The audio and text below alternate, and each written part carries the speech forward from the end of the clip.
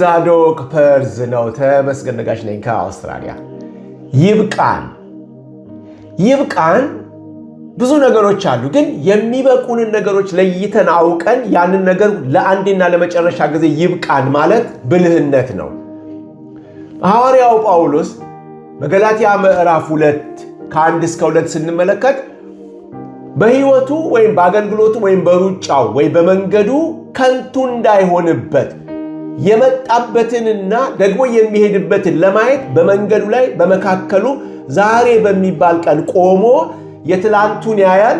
እንደገና ደግሞ ዛሬ ላይ ቆሞ የነገውን ይመለከታል። ምክንያቱም በከንቱ ማሳለፍ ስለማይፈልግ፣ በከንቱ መሮጥ ስለማይፈልግ፣ በቀኑ መጨረሻ ላይ ፍሬያማ መሆን ስለሚፈልግ ጳውሎስ ከ14 ዓመት በኋላ ወደ ኢየሩሳሌም ወጣሁ ይላል። ክብር ለኢየሱስ ክርስቶስ። ከ14 ዓመት በኋላ ይህ ሰው በብዙ አገልግሎት፣ በብዙ ድንቅ፣ በብዙ ተአምራት አገልግሎት የታጀበ ጳውሎስ፣ ሐዋርያው ጳውሎስ ወደ ኢየሩሳሌም የሚሄድበት ምክንያት ብንጠይቅ ብዙ ሰዎች የሚመስላቸው ለአገልግሎት እንደሚሄድ ልናስብ እንችላለን።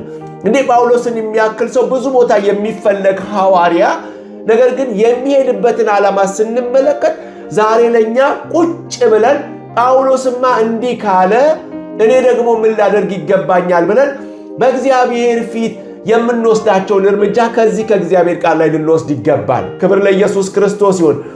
ምንድነው ለኛ የሚተውልን? ምንድነው ለኛ የሚያስተምረን ብለን ስንል በከንቱ እንዳንሮጥ፣ አገልግሎታችን ሲመዘን፣ ኑሯችን ሲመዘን፣ ትዳራችን ሲመዘን፣ ሕይወታችን ሲመዘን ከንቱ እንዳይሆን፣ ባዶ እንዳይሆን ጳውሎስ ዛሬ የሄዳቸውን መንገዶች በእኛ ሕይወት ውስጥ አፕላይ እንድናደርግ እግዚአብሔር ይነግረናል፣ ወይም መንፈስ ቅዱስ ያሳስበናል። ምንድነው ጳውሎስ ያደረገው? እንግዲህ ጳውሎስ ከዚያ ወዳ ከ14 ዓመት በኋላ ከበርናባስና ቲቶን ደግሞ ይዤ ወደ ኢየሩሳሌም ሁለተኛ ወጣው። አሁን ጳውሎስ በርናባስና ቲቶን ይዞ ወደ ኢየሩሳሌም ሲወጣ መንገድ ላይ አግኝቶ ሰው ጳውሎስ ወዴት እየሄድክ ነው ብሎ ሲጠይቀው ጳውሎስ ይመልስልኛል ብሎ የሚጠብቀው በኢየሩሳሌም ትልቅ ኮንፈረንስ፣ በኢየሩሳሌም ትልቅ መነቃቂያ፣ በኢየሩሳሌም ድንቅና ተአምራት አገልግሎት አለኝ የሚል ሊመስለው ይችላል። ምክንያቱስ 14 ዓመት በኋላ አገልግሎ የመጣ ብዙ ስለሱ ሊነገርለት የሚችል ሰው የሚናገረው ነገር ብዙ ነገሮች ያሉት፣ ምስክርነት ያለው፣ ተአምራት ያለው፣ ድንቅ ያለው፣ በሕይወቱ ብዙ ጌታን ያየባቸውን ነገሮች መናገር ሲችል የሚናገረው ግን አንድ ነገር ነው። የማይጠበቅ ነገር ይናገራል። ምን አይነት ነገር ነው የማይጠበቅ ነገር ከጳውሎስ ብላችሁ ስትሉ እንደዚህ ነው የሚለው። አንደኛ እንደተገለጠልኝም ምን አልኩኝ? ወጣሁኝ። በሌላ ቋንቋ እንደተገለጠልኝ እየሄድኩኝ ነው። ዝም ብዬ በመላምት አይደለም የሚሄደው። ዝም ብዬ ሰዎች በጣም እያጨበጨቡልኝ ባለው መንገድ አይደለም የሚሄደው። ሰዎች በርታ በርታ ባሉኝ አይደለም። ወገኖች አንዳንድ ጊዜ ሰዎች ከመስከረም አንስቶ እስከ ጳጉሜ ፖስተር ላይ ካሉ መደንገጥ ነው። ያ ያስደነግጣል። ምክንያቱም ምን ጊዜ ነው የሚያርፉት? ምን ጊዜ ነው ከጌታ ጋር የሚያሳልፉት? ምን ጊዜ ነው በእውነት ትላንትናቸውን፣ ዛሬያቸውን፣ ነጋቸውን ማየት የሚችሉት? ምን ጊዜ ነው ብለን እንድንጠይቅ ያስፈልጋል። ለራሳችንም ልንጠይቅ ያስፈልጋል። ከፖስተር የማይወርድ ከመድረክ የማይወርድ በሕይወቱ እንደሮጠ የሚኖር ከስራው የማያርፍ ከማንኛውም ነገር አርፎ ራሱን የማያይ ጊዜውን የማያይ ሰዓቱን የማያይ ሕይወቱን ከየት መጣው ወዴት እየሄድኩ ነው የማይል ሰው ትልቅ አደጋ ውስጥ ነው ያለው። ስለዚህ ከንቱ እንዳይሆን እንዲህ አይነት አሯሯጥ ይብቃን ይለናል መንፈስ ቅዱስ። ስለዚህ ጳውሎስን ስትጠይቁትና ስታቆሙት ምንድነው ጳውሎስ የምትሄድበት ዓላማ ሲባል እንደዚህ ነው የሚለው፣ በከንቱ እንዳልሮጥ። ሃሌሉያ! አንዴ ጳውሎስ አንተም በከንቱ እንዳትሮጥ ትፈራለህ? አዎ በከንቱ እንዳልሮጥ እፈራለሁኝ። እንግዲህ ጳውሎስ በከንቱ እንዳልሮጥ እፈራለሁ ብሎ በከንቱ እንዳልሮጥ እፈልጋለሁ ብሎ አገልግሎቱን ያንን የሚመስል ነገር በዛ አይነት ሕይወት ውስጥ እየሄደ ጌታ በድንቅና በተአምራት የሚያደርገውን ነገርና የሚሰብከውንና የሚያገለግለውን እያጸናለት እንኳን በለመደው ነገር ውስጥ አይደለም የሚሄደው። ሁሌ በተገለጠለት ነገር ወይ እግዚአብሔርን በሰማው ነገር ነው የሚሄደው። ወገኖች ሆይ ከለመድነው ከምንችለው ከምናውቀው ነገር እግዚአብሔር ይጠብቀን። ብዙ ሰዎች ስለለመዱ ስላወቁ የሚቀጥለውን ነገር ለማድረግ ችግር የለባቸውም ወይም ችግር የለብንም። እንደለመኑ እንናገራለን፣ እንደለመኑ እንሰብካለን፣ እንደለመኑ እንወጣለን፣ እንደለመኑ እንገባለን። የምንችለው ሁሉ ይመስለናል። እግዚአብሔር ግን ዛሬ ሊያሳስበን የሚፈልገው ነገር መንፈስ ቅዱስ እንደገለጠልን ወይ ደግሞ እግዚአብሔር እንደፈለገው ወይ ደግሞ በሕይወታችን ጌታ እንደሚፈልገው እንድንሄድ እግዚአብሔር ይርዳል። ዳዊት በዘመኑ የእግዚአብሔርን ሐሳብ አገልግሎ አንቀላፋ። አያችሁ ሐዋርያት ሥራ ምዕራፍ 13 ቁጥር 36 የማን ዘመን ነው? የዳዊት ዘመን ነው። የማንን ሐሳብ ነው ያገለገለው? የእግዚአብሔርን ሐሳብ ነው ያገለገለው። ካገለገለ በኋላ አንቀላፋ። በዳዊት ዘመን የእግዚአብሔርን ሐሳብ። ክብር ለኢየሱስ ክርስቶስ ይሁን። ጳውሎስም እንዲህ ነው። ምን እንደተገለጠልኝ ወደ ኢየሩሳሌም ከ14 ዓመት በኋላ ወጣሁኝ። ወገኖች ሆይ በጣም የሚያስቀሩ ብዙ ሁኔታዎች አሉ። ዛሬ ብዙ ሲቹዌሽኖች፣ ብዙ የሚሞቀን፣ ብዙ የሚመቸን፣ ብዙ የሚጨበጨብበት ብዙ ነገሮች አሉ። ምንም ይሆን እንድንቀመጥ፣ እንድንቀር፣ እንድንዋጥ፣ በዛ ውስጥ እንድንቀመጥ የሚያደርገን እግዚአብሔርን እንዳንሰማ የሚያደርገን ብዙ ነገሮች አሉ። ከዛ ውስጥ እግዚአብሔር ያውጣል። መንፈስ ቅዱስን መስማት እንዲሆንልን፣ ሩጫችን ከንቱ እንዳይሆን ፍሬያማ ሩጫ እንድንሮጥ እግዚአብሔር ይርዳል። ጳውሎስ ምንድነው ሐሳብ? ምንድነው አካሄድ? ምንድነው ዓላማ? ምን ልታረግ ነው ኢየሩሳሌም ሲባል 3 ነገሮችን ያስቀምጣል። አንደኛ በከንቱ እንዳልሮጥ። ዩሲ የምሮጠው ሩጫ በሌላ ቋንቋ ከንቱ ማለት ባዶ፣ ከንቱ ማለት ፍሬ የሌለው፣ ከንቱ ማለት የማይመዘን፣ ከንቱ ማለት እግዚአብሔር የማያየው እንዳይሆን ወደ ኢየሩሳሌም ይሄዳለሁኝ። ሃሌሉያ! አያችሁ የመቼውን የነገው ቀኔ የነገው ውጤቴ ከዚህ በኋላ የምራመደው ነገር ባዶ እንዳይሆንብኝ፣ በከንቱ እንዳይሆን፣ እንዲበቃ ማንኛውም ነገር ከእግዚአብሔር ሐሳብ ውጭ እንዳይሆን ስለምፈልግ ወይ ደግሞ እግዚአብሔር የጠራኝ ጥሪ ውስጥ መኖር ስለምፈልግ እግዚአብሔር ከዘመናት በፊት በኔ ሊያደርግ የፈለገውን ነገር ማድረግ ስለምፈልግ እግዚአብሔር አስቀድሞ ያዘጋጀውን መልካሙን ሥራ ልንሰራ በክርስቶስ ምን አደረገን? ተፈጠርን እንደተባለ በኤፌሶን ምዕራፍ 2 ቁጥር 10 ጳውሎስ ይሄንን እግዚአብሔር ከዘመናት በፊት በሱ ሊያደርግ የፈለገውን ወይም ያሰበውን ነገር ከዛ ትራክ መውጣት አይፈልግም። ስለዚህ እንደተገለጠለት የሚሄድ ጳውሎስ በከንቱ እንዳልሮጥ፣ ምን አይነቱን ሩጫው ዝም ብሎ እንዳይሆንብኝ። አያችሁ ሰዎች ይሮጣሉ እኮ ሩጫ ብዙ አለ። ዝም ብሎም ይሮጣል፣ ያለ ሽልማት ይሮጣል፣ ያለ ፍሬ ይሮጣል። እንደዚህ ነው እኮ የእስራኤል ሕዝብ በምድረ በዳ ምን አልኳል? ሲንከራተት ጠዋት ይነሳሉ፣ የሴርን ተራራ ይዞራሉ። እንደገና ደግሞ ይተኛሉ፣ ይነሳሉ፣ የሴርን ተራራ ይዞራሉ። ለምን? ባለማመናቸው ምክንያት በምድረ በዳ ተንከራተቱ። እግዚአብሔር ሲበቃ ግን በዘዳግም ምዕራፍ 2 ቁጥር 3 ላይ መጣና ምን አላቸው? ይህንን ተራራ መዞር ይበቃቸዋል። ዩሲ ያንን ሁሉ ዘመን ተራራ ይዞራሉ፣ ግን ለውጥ የለውም። መራመድ የለም፣ መሄድ የለም፣ መጓዝ የለም፣ ከነዓን መግባት የለም፣ መውረስ የለም። ግን ምን እያደረጉ ነው? በፍጹም አላረፉ። ምን ያደርጋሉ? ይዞራሉ፣ ተራራውን ይዞራሉ። እግዚአብሔር በቃ አለ።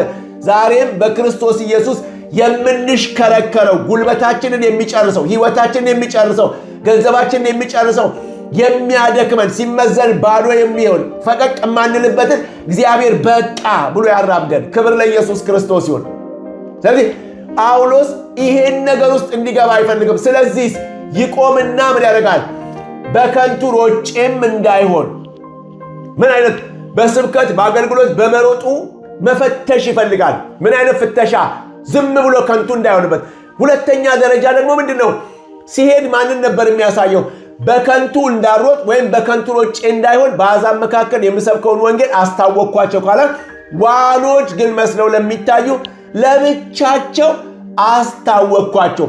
ይሄ የሚገርም ነው። ማለት እግዚአብሔር በሱ የሚገልጠው ነገር አንዳንድ ጊዜ በጳውሎስ እጅ የሚያደርገው እግዚአብሔር አስደናቂ ነገር ምናልባት በነ ኬፋና በነ ያዕቆብ እጅ ያልተደረገ ሊሆን ይችላል። እንድየት ጳውሎስ ሃምብል ነው፣ ራሱን የሚያስገዛ ነው።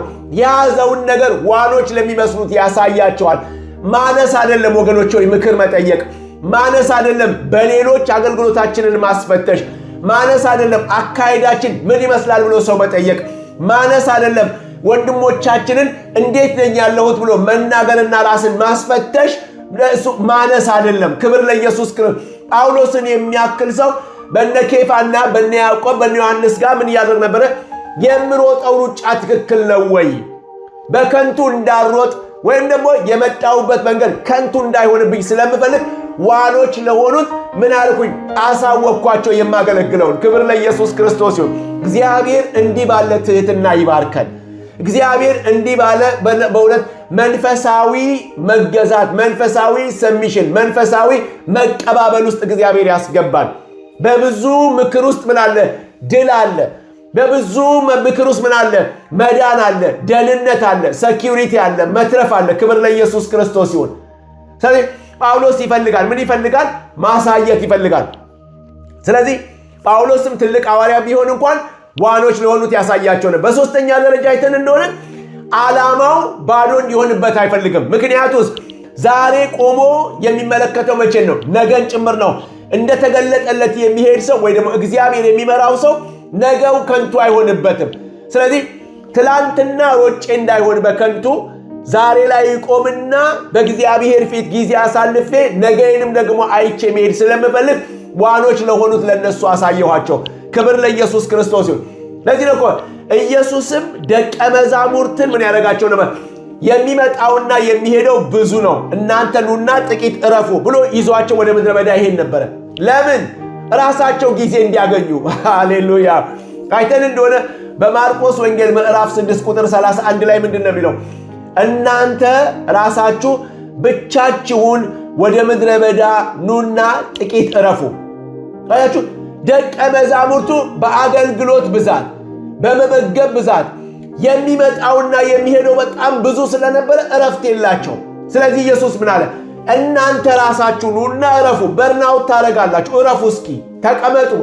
ስለዚህ ከጌታ ጋር የግል ጊዜ፣ ከጌታ ጋር ብቻቸውን ከጌታ ጋር የሚያሳልፉበት ፌሎሺፕ፣ የጸጥታ የማዳመጥ ጉልበት የማበጀት እንደገና የመነሳት የመሮጥ ጊዜ እንዲሆንላቸው ከሱ ጋር ይቀመጣሉ። ኑ ውጡ፣ ከዚህ ውስጥ ከግርግሩ ውጡ፣ ከጩኸቱ ውጡ፣ ከተለያየ ነገር በየዘመናቱ የሚመጣው ነገር ይዟችሁ አይሂድ። ሃሌሉያ አይሂድ። ብዙዎች እኮ የሚመጣው ነገር ይዟቸው ሄደ። ብዙዎች የሚመጣው ነገር ይወስዳቸዋል ለመመለስ እስኪያቅታቸው ድረስ። አንዳንድ ጊዜ የሚመጡ ፍልስፍናዎች፣ የተለያዩ ነገሮች ሰዎችን እየሳቧቸው ይሄዳሉ። መቆም፣ መቀመጥ፣ ከሱ ጋር መጣበቅ፣ ዘመንን ማሳለፍ ከማን? ከጌታ ጋር በመሆን። ክብር ለኢየሱስ ይሁን። ከዚህ ኑና ተቀመጡ። ብዙ ሰዎች ይመጣሉ፣ ብዙ ሰዎች ይሄዳሉ። ስለዚህ ብዙ ሰዎች ሲመጡ ብዙ ሐሳብ አላቸው፣ ብዙ ዓላማ አላቸው፣ ብዙ እቅድ አላቸው። ለምን እንደሚፈልጉን እንኳን አይታወቅም ወይም አናውቅም። ግን ከጌታ ጋር ስንሆን ነገሮችን ማሳለፍ እንችላለን። አይምሰለን፣ ሁሉ ነገር ያልፋል። አይምሰለን፣ ዛሬ በጣም የምንጓጓለት ነገር ያልፋል። አይምሰለን፣ ዛሬ ከፍ ያለው ነገር ነገ ይወርዳል። አይምሰለን፣ ዛሬ የምንቀናባቸው ነገሮች ተራ ነገሮች ይሆናሉ። ጌታ ብቻ ለዘላለም ተራ አይሆንም። ጌታ ብቻ ለዘላለም አያልፍም። ከጌታ ጋር ብቻ መሆን አያከስርም። ክብር ለኢየሱስ ክርስቶስ። እሱን አጥብቀን መቀመጥ እንዲሆነን ከግርግር የሚወጣ ሕይወት ይብዛለን። ሃሌሉያ፣ ክብር ለኢየሱስ። ስለዚህ ኑና ጥቂት እረፉ። ስለዚህ ይብቃን ስንል ጥቂት አርፈን የማያስፈልገውን ነገር በቃ ለማለት ከንቱ ከሆነ ነገር እንድንገላገል ይብቃን የምንልበት ዘመን ይሆንልን። ኖ ወይ አይተን እንደሆነ እግዚአብሔር የሚፈልገን ለትልቅ ነገር፣ እግዚአብሔር የሚፈልገን ለዓላማው፣ እግዚአብሔር የሚፈልገን ሐሳቡንና ፍቃዱን ሊፈጽምብን ሲፈልግ ሌላ ነገር ተቆጣጥሮ ሌላ ነገር ስንፈጽም እንኖራለን። ለዚህ ነው ነቢዩ ሳኦልን ሲያገኘው ምንድን ነው ያለው? ከ3 ቀን በፊት የጠፉት አህዮች ተገኝተዋል። ጀስት ሊቭ ኢት። አሁን አባት የሚያስበው ስላንተ ነው። እነሱ ተገኝተዋል። ልብህን እንደውም አትጣልባቸው። ይህ ሰይጣን ብዙ ጊዜ በጠፋን ነገር ላይ ልባችን እንዲቀመጥ፣ ምክንያቱም ልባችን በጠፋው ነገር ላይ፣ በተሰበረው ነገር ላይ፣ ትላንት ባጣኑ ነገር ላይ ሲቀመጥ አንደኛ ዛሬን መኖር አንችልም። ምክንያቱም የትላንቱን ነው የምናስበው። ሁለተኛ ስለ ነገ ማሰብ አንችልም፣ ወይ ደግሞ ዓላማ አድርገን ልንሄድ አንችልም። ስለዚህ ዛሬንም ከንቱ ያደርግብናል፣ ነገንም ከንቱ ያደርግብናል። ወደኋላ እያሰብን እንኖራለን። ትላንትና እንዲህ ባረግ ኖሮ፣ ትላንትና እዛ ቦታ ባሌን ኑሮ ትላንትና ያንን ነገር ባላለ እያልን ነው የምንኖረው። ግን አሁንም መንፈስ ቅዱስ ይላል ልብህን አትጣልባቸው። በምን? በትላንትናው ላይ ልብህን አትጣል። እግዚአብሔር የተሻለ ነገር ለአንተ አለው። ከአህያ የሚበልጥ ነገር መንግስት ለአንተ እግዚአብሔር አስቦልሃል። ዛሬም የእግዚአብሔር ጣልቃ ገብነት በሕይወታችን ላይ ይሁን። በምን? በጎደለብን ነገርና ባሰበልን ነገር መካከል እግዚአብሔር ይግባልን። ያውጣን ከዛ ትዝታ፣ ያውጣን ከዛ ከያዘን ነገር፣ ያውጣን እያንሸራተተ እንድንጸጸት ከሚያደርገን ነገር ስቦ ያውጣን እና ምን እንመልከት? ነገን እንድናይ እግዚአብሔር ይርዳን። ስለዚህ ጳውሎስ እንዳለው እኔ በከንቱ ሮጬ እንዳይሆን ደግሞ በከንቱም ወደፊት እንዳሮጥ ዋኖች ለሆኑን አሳየዋቸው። እነሱም ደስ አላቸው እኮ መልካም እንደሆነ አዩ። ድሆችን ብቻ እንድናስብ ነገሩን፣ ቀጥልበት አሉኝ። ስለዚህ ጳውሎስ ሲመለስ አሁንም በትክክለኛ መንገድ እንዳለ አረጋግጦ ይሮጣል። ስለዚህ ትላንትናውም መልካም ነው። ዛሬም ቆሞ በእግዚአብሔር ፊት ወይ ደግሞ በቅዱሳን መካከል ሆኖ እንደተገለጠለት የያዘውን ነገር ማሳየት ጠቅሞታል። ደግሞ የነገውም ደግሞ ትክክለኛነቱ እየታወቀው መንፈስ ቅዱስ ከሱ ጋር እንዳለ ቅዱሳንም እየመሰከሩለት እንደሆነ እያወቀ ሲመለስ ወደ አንጾኪያ የእግዚአብሔር ነገር እየበዛለት የሚሄድ ነው የሚሆነው። አይከስረም፣ በከንቱም አልሮጠም፣ በከንቱም ወደፊት አይሮጥም። እኛም እንደዚህ እንድንሆን እግዚአብሔር ይርዳል። በቃ ብለን ከግርግር፣ በቃ ብለን ከማይመች ነገር፣ በቃ ብለን በሰው ሐሳብና በሰው ፍቃድ ከመመራት ወጥተን መንፈስ ቅዱስ እየመራን የእግዚአብሔርን ሐሳብ እያደረገን ከንቱ ከሆነ ነገር የምንለያይበት ጊዜ ይሆንልን። ልክ ደቀ መዛሙርቱን ኢየሱስ ጠርቷቸው ጥቂት ረፉ እዚህ እንዳላቸው፣ ከግርግሩ እንዳወጣቸው፣ ከብዙ ጭብጨባ እግዚአብሔር እንዲያወጣን፣ ከብዙ ሙገሳና ሽንገላ እግዚአብሔር እንዲያወጣን፣ ብዙ ሰው ተሰብስቦ ከሚሄድበት ነገር እንድናዳምጥ እግዚአብሔር መንፈስ ቅዱስ ይርዳን። ሃሌሉያ! ይርዳን። እንደዛ እኮ ኤልያስም እኮ ኤልዛቤልን በሸሸ ጊዜ ሄደና በቀርሜሎስ ተራራ ላይ ሄዶ በቃ እግዚአብሔር ከማንም አልበልጥም ውሰደኝ ባለ ጊዜ ሄዶ እዛ በተቀመጠ ጊዜ ምን ሆነ? ታላቅ አውሎ ንፋስ ሆነ ይልና እግዚአብሔር ግን በዛ ውስጥ አልነበረም። እንዲህ አውሎ ንፋስ ሆኖ ታላቅ መናወጥ ነው፣ እግዚአብሔር በዛ አልነበረም ይለናል። ወገኖቼ ሆይ በጣም አንዳንድ ጊዜ ጩኸት ሲበዛ እግዚአብሔር አለ ብለን እንዳናስብ፣ ብዙ ግርግር ሲበዛ እግዚአብሔር አለ ብቻ እንዳንል፣ እሱ እንዳይሆን ምልክቱ በጣም እሳት መጣ፣ አለት ተሰነጣጠቀ። አሁንም ኤልያስ መስሎት ነበረ፣ ግን በዛ ውስጥም የለም።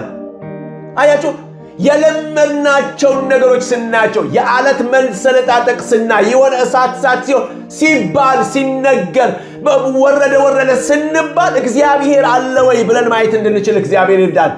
እሱ መንፈስ ቅዱስ በእውነት እሱ ነው ወይ ይህንን እያደረገ ያለን ብለን ማወቅ በዚህ ዘመን በተለይ እግዚአብሔር ይርዳን መለየት እንድንችል። ከዛ በኋላ ታላቅ ጸጥታ ሆነ የሚል ቃል አለ። ምን አይነት? በጣም ታላቅ ጸጥታ ሆነ። ክብር ለኢየሱስ ክርስቶስ ይሁን። በዛ ታላቅ ጸጥታ ውስጥ በለሆሳስ የሆነ አንድ ድምፅ መጣ። ምን ድምፅ መጣ? ኤልያስ ሆይ በዚህ ምን ትሰራለህ? ሃሌሉያ! በታላቅ አውሎ ንፋስ ውስጥ ያልመጣ፣ በመሬት መንቀጥቀጥ በእሳት ውስጥ ያልመጣ፣ በታላቅ ጸጥታ ውስጥ ግን አንድ ነገር መጣና አስደነገጠው። ምን አስደነገጠው? ኤልያስ ሆይ በዚህ ምን ታደርጋለህ? ምክንያቱ ስፍራ አይደለም፣ ይሄ ለመሞት አይደለም አንተ የተጠራኸው። ገና የምትሰራው ስራ አለ። በፋንታ ኤልሳን ትቀባዋለህ እኮ ገና ነው። እነዩን ትቀባለህ፣ አዛይልን ትቀባለህ። ገና ስራህ አላለቀም እኮ። የመሞቻ ቦታ መቀመጫ እዚህ አለ። ትላንት የሰራሁት እኔ ዛሬም አለው ካንተ ጋራ። ትላንትና የባኦል ነቢያትን አርደሃል። አንድ ኤልዛቤትን ሸሽተን የመጣው ዛሬም አለው ለኤልዛቤል። ሃሌሉያ! ክብር ለኢየሱስ ክርስቶስ። ዛሬም አለው። ዋው! ይሄ እግዚአብሔር አለ፣ በዙፋኑ ላይ አለ፣ በክብሩ አለ፣ በማደሪያው አለ። ነገሮች ግራ የተጋቡ ቢመስለን እንኳን፣ ጸጥታ ቢሆን እንኳን፣ አመፀኛው ከፍ ያለ ቢመስለን፣ እግዚአብሔር ግን አለ። የኤልያስ አምላክ፣ የኛ አምላክ፣ የኔ አምላክ፣ የእናንተ አምላክ በዙፋኑ ላይ አለ። ክብር ለኢየሱስ ክርስቶስ ይሁን። ስፍራህን ተመለስና ወደ ቦታ ሂድ። የመሞቻ ቦታ አይደለም፣ ተስፋ መቁረጫ ቦታ አይደለም። እዚህ ቦታ ላይ አይደለም አንተን የምፈልገው። ሂድ እንደተባለ ኤልያስ በታላቅ ጸጥታ ውስጥ እንደተናገረው ወገኖቼ ሆይ ብቻችሁን ሆናችሁ እግዚአብሔር ይናገራል። ብቻችሁን ሆናችሁ ቤታችሁ ይናገራችኋል፣ ስራ ቦታችሁ ሆናችሁ ይናገራችኋል፣ ድራይቭ እያደረጋችሁ የሆነ ነገር እያደረጋችሁ እግዚአብሔር ከኮንፈረንስም በላይ በሕይወታችሁ ኮንፈረንስ ያደርጋል። ክብር ለኢየሱስ። ለመንፈስ ቅዱስ ሴንሲቲቭ ሆነን አበቀን የነቃን ሰዎችን እንድናዳምጠው እኛ እግዚአብሔር ይርዳን እንጂ እሱ ከመናገር ወደ ኋላ አይልም። ዛሬም ጥቂት ውጡ ሲለን ወተን ማዳመጥ እንዲሆን ከምን ከግርግሩ፣ ከምን ከጭብጨባው፣ ከምን ከሙቀቱ ኢየሱስ ደቀ መዛሙርቱ ኑና ጥቂት እረፉ ራሳችሁ እንዳላቸው አርፈን ከሱ ጋር የእግዚአብሔርን ሐሳብ አውቀን መራመድ እሱን ስናደርግ ከከንቱ ሩጫ፣ ከከንቱ ድካም፣ ፍሬ ከሌለው ነገር እግዚአብሔር ያድነናል። በመጨረሻ አይተን እንደሆነ ሳኦል የተጠራበት ነገር ትልቅ ሆኖ ሳለ በጠፋ ነገር ላይ ልቡን ጥሎ ሲንከራተት እንዳወጣው ትላንትናችሁን ተዉት። ውድቀታችን የምንከሰስበትን ነገር ጀስት አቁመን ዛሬ ግን እግዚአብሔር ምንድነው ለኔ ያሰብከው ብለን እሱን እንድናይ እግዚአብሔር ይርዳን። ክብር ለኢየሱስ ክርስቶስ ይሁን። ይብቃን። ምን ይብቃን? የምንከሰስበትን ትላንትና የወደቅንበትን ያዘንበትን ከንቱ ከሚሆኑ ሩጫዎች ይብቃንና ዛሬ እግዚአብሔር ቀን ሰጥቶናል፣ ጊዜ ያለን ዛሬ ላይ ቆመን ነገ መመልከት እንድንችል የሰራዊቱ ጌታ እግዚአብሔር ይርዳን። ይብቃን። ከንቱ ከሆነ ሩጫ፣ ከንቱ ከሆነ ኑሮ፣ ከንቱ ከሆነ አገልግሎት እግዚአብሔር ፊት የሚመዘን የሚታይ በክርስቶስ ኢየሱስ ስም ይሁንልን። ይብቃን። አሜን።